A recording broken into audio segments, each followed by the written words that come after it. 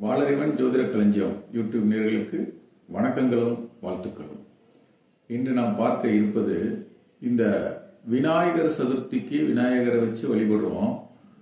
இது முடிஞ்ச உடனே கொண்டு போய் தண்ணியில் கரைக்கிறோம். 10 நாள் சிறப்பாக கோலாகலமாக கொண்டாடப்பட்டு அதை கொண்டு போய் தண்ணியில் விட்டுறோம் அப்படின்னு சொல்லி இது சம்பந்தமாக ஆய்வுகளுக்காக இந்த ஆசிவகம் அப்படின்ற கல்விக்குள்ள போய் தேடி படிக்கும்போது இதுல இந்த ஆசிவகத்தை பெரிய அளவில் இன்னைக்கு கொண்டு செல்றது 2 பேர்.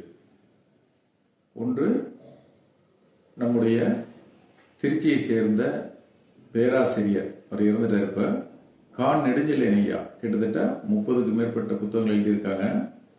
அடுத்தது சாரங்கபாணி, இவர் கடலூரை சேர்ந்தவர். இன்றளவும் ஆசிவகத்தை ஆய்வு பண்ணி நமக்கு நிறைய கருத்துக்களை கொடுத்து கொண்டிருக்கிறார். இந்த ஆசிவகம் அப்படின்னு ஒன்று இருக்கிறத முதல்ல சொன்னதே ஆஸ்திரேலியாவை சேர்ந்த ஏஎல் பாஷ்யம் என்பவர் ஒரு பிஹெச்டி பண்றதுக்காக இங்க வந்து தேடி இந்த மொழியை பார்க்கிறாரு. நார்த்தில் கிடைச்சிருக்குது ஆஜீவிகான்னு. அதெல்லாம் பார்த்துட்டு இதனுடைய வேர்ச்சொல் தென் தமிழகத்தில் இருக்குது அப்படின்னு சொல்லிட்டு போயிட்டாரு. அதுக்கப்புறம் நம்ம தேடி நம்ம சித்த பேராசிரியர்கள், முனைவர்கள் இவங்களாம் நிறைய தேடிருக்காங்க. இன்னைக்கு நிறைய பேர் இதை பற்றின ஆய்வுகளை செஞ்சு நமக்கு கருத்துக்களை கொடுத்துட்டு இருக்காங்க. அப்படி பார்க்கும்போது மர்கலி கோசாலர் அப்படின்னு சொல்லி இந்த ஆசிவகத்தில் மிகப்பெரிய அளவில் ஐயனாராக நாம் வணங்கப்பட்டவர். 3 ஐயனார்களில் இவர் முக்கியமானவர். இவரை இன்று சமணர்கள் என்றும் ஜைனர்கள் என்றும் அறியப்படுகின்ற இந்த மொட்டை அடிச்சிருப்பாங்க, பார்த்திருக்கலாம். அவங்க எப்படின்னா,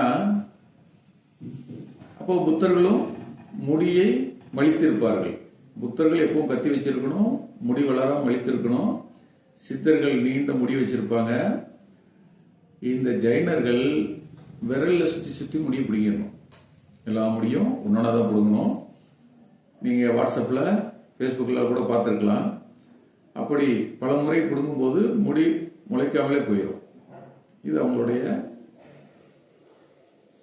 ஆன்மீகத்தினுடைய ஒரு துறவு வாழ்க்கையின் முக்கிய நிகழ்வு.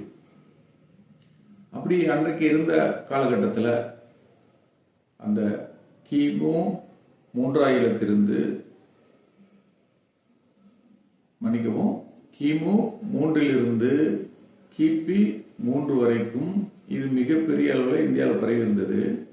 அப்ப இருந்த போட்டியில இவரை வடநாட்டிற்கு வர வைத்து உணவில் விஷம் கலந்து கொடுத்து இவரை கொன்றுவிட்டு தண்ணியில போட்டுருவாங்க. 3 நாளுக்கு அப்புறம் தெரியும். இதை மறைப்பதற்காக அன்றிலிருந்து எடுக்கப்பட்டது இந்த விநாயகர் சதுர்த்தி. அதே போல இங்க மதுரையில அழகர் ஆற்றில் போய் இறங்குவார். எங்க இருந்து? அழகர் கோயிலிருந்து கிட்டத்தட்ட ஒரு 25 கிலோமீட்டர் தள்ளி போய் அங்க இறங்குவார். அது என்னன்னு பார்த்தா வெள்ளழகு ஐயனார் அவர்தான். அவரை இது மாதிரி போட்டிகள்ல உழவருடைய ஏற்கலப்பையில் உள்ள கயிற்றை அவிழ்த்து அவருடைய கழுத்தை நெருக்கி கொலை செய்துவிட்டு தண்ணியில் போட்டு விட்டதாக செய்தி. இதுவும் அந்த ஜைனர்கள் என்று சொல்லக்கூடிய சமணர்கள் சொல்லியிருக்காங்க. சில சமணர்கள்னா ஆன்மீக சித்தர்கள் தான். அதை பற்றிய விளக்கங்கள் பின்னாடி பார்ப்போம். இப்போ இங்கேயும் அதே மாதிரி இந்த கொலையை மறைப்பதற்காக ஆன்மீகமாக மாத்திட்டாங்கன்னு சொல்றாங்க. இப்போ இந்த வகையில நிறைய விஷயங்களை நாம கத்துக்க முடியுது. ஒவ்வொருத்தரும் கண்டிப்பாக ஒரு நாளைக்கு குறைந்தது 4 மணி நேரம் படிக்கணும். இன்றைக்கு படிப்பு என்பது மிக எளிதாகிவிட்டது. மீடியா இருக்குது, யூடியூப் இருக்குது, இன்டர்நெட் இருக்குது. உலகத்தில் உள்ள எந்த புத்தகத்தையும் இங்கிருந்து எடுத்து படிக்க முடியும். ஆனால் நெல்லுக்கு நீர் இறைக்கும் போது சில புல்லுரிகளும் வளர்ந்துடும். அப்போ அதை அறிந்து தெரிந்து தான் படிக்கணும். நன்றி. இந்த சேனலை சப்ஸ்கிரைப் பண்ணுங்க, லைக் பண்ணுங்க, ஷேர் பண்ணுங்க. முழுமையான என்னுடைய வீடியோக்கள் உங்களுக்கு கிடைக்கும். வாளறிவன் ஜோதிட களஞ்சியம் யூடியூப் நேயர்களுக்கு நன்றிகளும் வணக்கங்களும்.